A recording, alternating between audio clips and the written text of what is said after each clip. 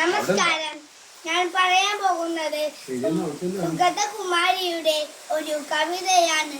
മുല്ലപ്പൂ തല്ലി കൊലിച്ച് കാത്തേ, കള്ളനെ പോലെ മറഞ്ഞ് കാത്തേ, മുഖം കാണുവാൻ എത്ര നാളായി പൊന്മറത്തിൽ ഞാനിരിപ്പൂ, എന്നുമേ കാണുവാനില്ല പക്ഷേ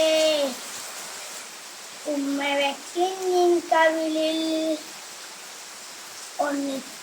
ഒന്നെന്റെ കൺമുന്നിൽ വന്നുകൂടെ, ഒന്നിച്ചൊരൽപ്പം കഴിച്ചുകൂടെ, മുല്ലപ്പൂ തല്ലിക്കൊഴിച്ച കാത്തേ, കള്ളനെ പോലെ മറഞ്ഞ് കാത്തേ, നിൻമുഖം കാണുവാൻ എത്ര നാളായി പൊന്മറത്തിൽ ഞാനിരിപ്പൂ, ഉമ്മ വെക്കും ഞാൻ കവിളിൽ.